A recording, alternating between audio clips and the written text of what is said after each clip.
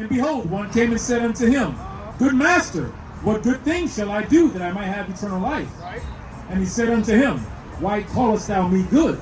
There is none good but one, that is God. That shows right there. He's saying that there's none good but one, right? He is above me, so we cannot be as the same, right? You got Yahweh saying he is above me. The Lord is above me, so we cannot be the same, right? What was it? What I had you over?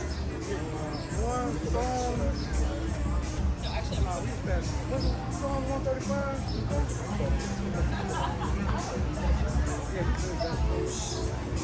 Go ahead. No. I got it. Psalm 147. 147:19. God, the book of Psalms, chapter 147, verse 19. You know, he showeth his word unto Jacob, his statutes and his judgments unto Israel. Statutes and judgment to who? Unto Israel. He has not dealt so with any nation. Right. He showed his word to Jacob, right?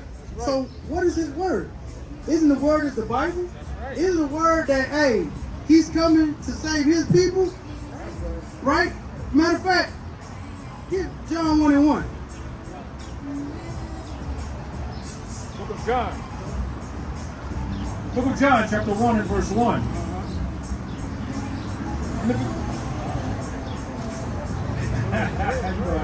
The book of John, chapter 1 and verse 1. In the beginning was the Word, and the Word was with God, and the Word was God. Verse 14. And the Word was made flesh. The Word was made what? And the Word was made flesh. So if the Word was with God and the Word was made flesh, and he gave Jacob his word, his statutes and his commandment, that means he gave Yahweh to us, right? That's a proven fact that Yahweh is coming for his people, right? Give me Matthew 1 and 1. You had a precept too? You were about to bring up? The book of Matthew, chapter 1, verse 1. Book of Matthew, chapter 1 and verse 1. The book of the generation of Hamashiach Yahushua, the son of David, the son of Abraham. Son of Abraham. It's telling you again. The chosen seed right there. Why did it say Abraham, Isaac, and Jacob? It's in verse 2, right? Yeah. Verse 2. Abraham begot Isaac, and Isaac begot Jacob, and Jacob begot Judas and his brethren. Right. Judas is his brother, Judah, right? So it's telling you right here the three seeds that Christ is coming from. Then when you read further down, it's telling you the lineage. What's going on, brother? You got a question? You just looking? Let me ask you a question. What would you call your nationality? Your race? Mixed? What's your dad? Black.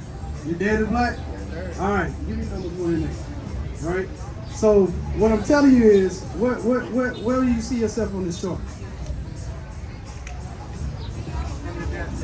On your dad's side. Judah? Okay. Book of Numbers. The book of Numbers, chapter 1 and verse 18. And they assembled all the congregation together on the first day of the second month. And they declared their pedigrees after their families. You know what pedigrees means? It means really after the seed, right?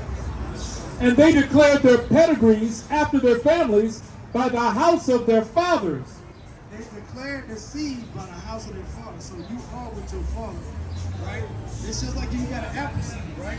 You plant the seed in the ground, what's going to come up? An apple, right? So the man holds the seed. The woman carries the seed, right? So no matter where you plant your seed at, the son is going to be what you are, right? Okay, let's go ahead. The book of Jeremiah, chapter 17 and verse 4. And thou, even thyself, shall discontinue from thine heritage that I gave thee. And I will cause thee to serve thine enemies in a land which thou knowest not. So right now, you know what discontinue means? Means no more, right? And he said we will be in a land where we're going to be serving our enemies that we know not. How was we brought over here? Do you know anything about this land? No, you what? You don't know nothing about this land. You was not originated from here, right? Only thing you know, you were born here with a last name. You have no idea where it came from. right? The only name you really know is that the name that your mom gave you when you were born, right? Go ahead and give it. It's the book of Deuteronomy, chapter 1 and verse 1. These be the words which Moses spake unto all Israel on this side Jordan in the wilderness. All right. Now, you know the story about Moses? All right, so Moses freed out what people out of Egypt? It was a nation of people under captivity under the Egyptians. They was the Israelites, right? So after Moses got them and brought them out of Egypt, right? That verse when he just said, on this side of the river Jordan, he was speaking to who? Who again, King? Unto all Israel on this side Jordan in the wilderness. All Israel. Nobody else was there. It was just the children of Israel, right? So he was telling them, hey, these are the things that you have to do that the Lord wanted have us these are the things you have to do, right? Now that we've been free,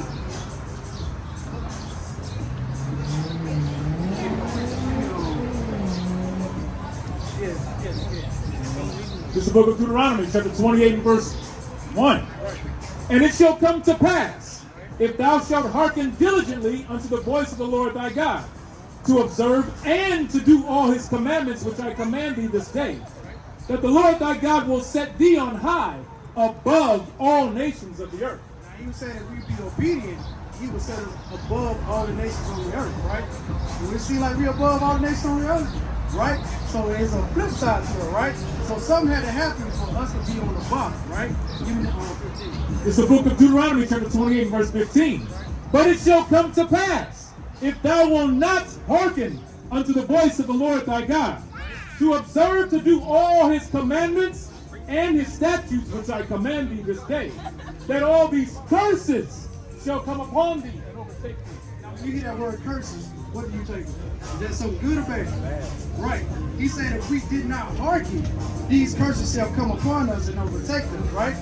Right? So I'm gonna point out a couple of curses to show you who you really are, right? Who the children of Israel are today, right?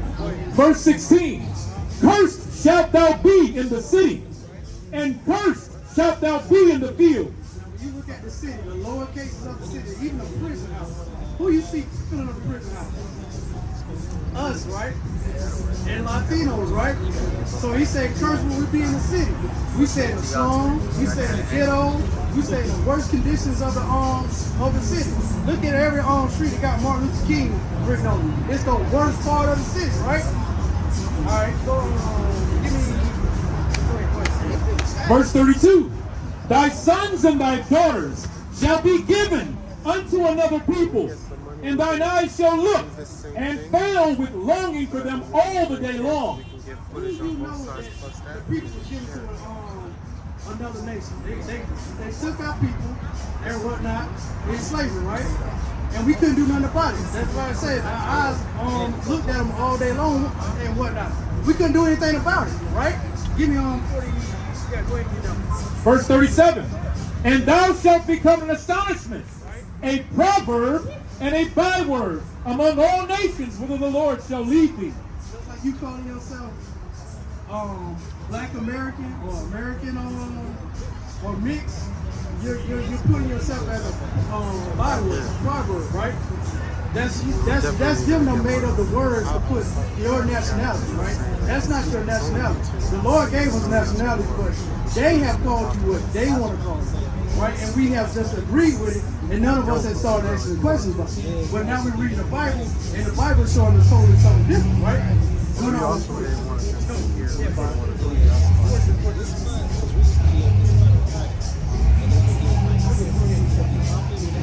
Verse 45. Moreover, all these curses shall come upon thee, and shall pursue thee, and overtake thee, so thou be destroyed, because thou hearkenest not unto the voice of the Lord thy God, to keep his commandments and his statutes which he commanded thee. And they shall be upon thee for a sign and for a wonder, and upon thy seed forever. Hey, these curses are going to be on us, right? For a sign and for a wonder forever, right? When you want to go, I ain't gonna say this, but if you go and get a tattoo, right? How you know where the tattoo shop at? By showing the sign right there, right? So these curses is going to be a sign on us to show who the children of Israel are today, right? Drop down Verse 48. Therefore shalt thou serve thine enemies. We're going to serve our enemies. We just read it in Jeremiah that we're going to be serving our enemies that in a land that we know nothing about, right? Go ahead. Which the Lord shall send against thee. The Lord sending these enemies, right? They ain't just pop up. They ain't just become enemies just because they want to be enemies. The Lord sent these enemies to us, right? In hunger. In hunger, wherever you want to go and eat it. Well, matter of fact, did you have something to eat today? Did you have something to eat yesterday? Where did you eat it? Where? Ramen. A Roman place? A ramen? All right, now think about that. Who owns that restaurant? We don't, right? Any restaurant you go to, the white man owns, or Asian, or Arabs, right? But it's not us. Even if we do, we still got to go to them to open that loan to start that business, right? Or get a license, right? Go ahead. And in thirst. In thirst, right? It rain almost once a week, twice a week, right? But they take the water and bottle it up and put a name on it and sell it to you for $2.99, right? So we don't own no water company, no sewage or nothing like that. So why are they charging us for something that's coming down front, right? Go ahead. In Lamentations chapter 5, we start at verse 2. There you go. Our inheritance is turned to strangers, our houses to aliens. We jump down to verse 4. We have drunken our water for money. Our wood is sold unto us. Our necks are under persecution. We labor and have no rest. We labor and have no rest. Everything that we work for, we have to ask for tax, right? You know what I'm saying? What you working for with that dollar? What you working for to stay in a house and whatnot? You're asking them for that. That's supposed to be already given to us, right? Go ahead, King. And in nakedness. In nakedness, clothes on your back, right? We don't own no textile mills or nothing like that, right? So everything that you got on, he made it. The white man made it, right? Go ahead, King. And in want of all things. In want of all things. Your driver's license, right? If you want to drive your car, you got to get a driver's license. If you want to go get a house, you got to go to them to get a loan. As a matter of fact, if you pay the house off, right, and don't pay your property taxes, they still can come and take your house. That's so right. Everything you got to do, you got to go to. I guarantee you can't name out one thing that you can't go to the white man for. Not one. And it's the Bible, even the passport. Birth certificate and a death certificate. And the phone you got in your hand, right? Go ahead And he shall put a yoke of iron upon thy neck until he have destroyed thee. He should put a yoke of iron around your neck. Now I know you're on the phone over there, but who you know they had a yoke of iron around their neck? I'm trying to get you to listen, bro. Who you know they had a yoke of iron around their neck? Have you ever seen any slave movies? 12 Years a Slave? Hey, look, that one right there. Right there. That's a yoke of iron around their neck. And they had that yoke of iron around our neck because we love to escape, right? And every time we get caught up in the woods, the yoke of iron to catch our neck by the branches, right? Go ahead and hit 54. Go ahead. Verse 49. The Lord shall bring a nation against thee from far, from the end of the earth, as swift as the eagle flieth, a nation whose tongue thou shalt not understand. This tongue you don't understand, the Lord sent this nation to us, right? You ain't never speak English. You don't even know nothing about English. Right? I'm going to tell you one thing. I went to school. English was my worst subject. I hated English. I failed English. Right? You know why I failed it? Because it probably was kicking in my head. The Lord probably said, this ain't even your language. Why are you trying to learn this? This is not your language. Right? But it says as swift as an eagle fly. Now what nation of people that Right there. look at this. Use they idol as an eagle, right? You got it on the back of a quarter, you got it on the back of a dollar, they got it on their flag. Not only that, you got America, Rome, Germany, Nazi, all of them use that eagle.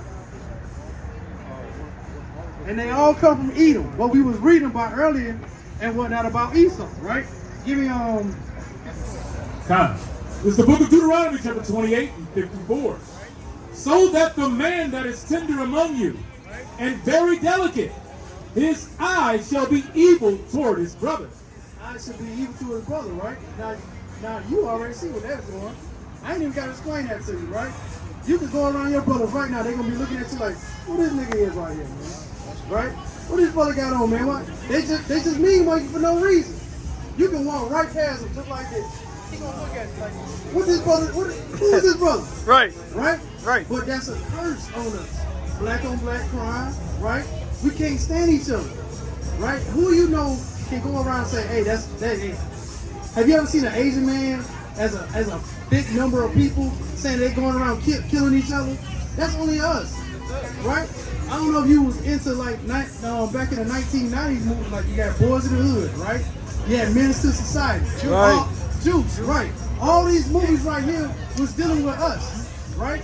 That's the thing we did. We just get in gangs and we kill each other because it's a curse on us. We couldn't stand our brother, right? But like I had asked you before. One minute. Like I had asked you before, how we got over here, right? And it's going to show you right here. Verse 68. And the Lord shall bring thee into Egypt again. You remember what I had told you about Egypt? You remember what I told you about Egypt? About the children of Israel being in slavery in Egypt? Now, the Lord is telling us right here in verse 68 that we're going to go back in Egypt again, right? So this right here is going to show you what the meaning of Egypt is. This is the book of Exodus, chapter 20 and verse 2. I am the Lord thy God, which have brought thee out of the land of Egypt, Out of the land of Egypt. out of the house of bondage. Egypt is the house of bondage, the house of slavery, the house of hard, what's that word? Rigorous work, right? Working to the bone, right? That's what we're doing here now, right? And the Lord shall bring thee into Egypt again with ships. With ships. How did we get over here? Slave ships. Where are they? Right there. You see how they balled us up in the bottom of the ship? Now they say we sold each other because they call us Africans, right? But they say we sold each other, right? Would you sell your brother knowing that he's going to be at the bottom of this damn ship? So that means to tell you, that's telling you right there, you're not African. The Africans did sell us. They sold us to these Edomites. And they got money for it. And guess what? They put us on the back of these slave ships, right? Go ahead, Keith. And the Lord shall bring thee into Egypt again with ships, by the way whereof I spake unto thee. Thou shalt see it no more again. You won't see our homeland no more again. You don't even know you came from Jerusalem, but you did, right? That's what it means that we will not see our homeland again. And back again with the scripture he read in Jeremiah, where we'll be discontinued from our heritage, we wouldn't know nothing about ourselves. Nothing. But now, guess what? It's right here in the Bible. We're finding it out. So now you know something about yourself. Now you want to call yourself mixed. Now you won't call yourself a black American. You need to call yourself a Hebrew Israelite now. Because that's what you are, right? The Bible just showed you who you are. The Lord showed you who you are, right? He never called you a black American. So if I was you, I would get rid of that race mindset out of it. Call yourself a Hebrew Israelite, because that's what you are, right? Go ahead. Thou shalt see it no more again. And there ye shall be sold unto your enemies for bondmen and bondwomen, and no man shall buy you. Sold for a bondman and a bondwoman, slave man and a slave woman. And the owner, when it says not, no man shall buy you, and that means nobody's going to be able to redeem you out of this. Right? Where's the scripture that would say where you was bought for not money, bought for a price?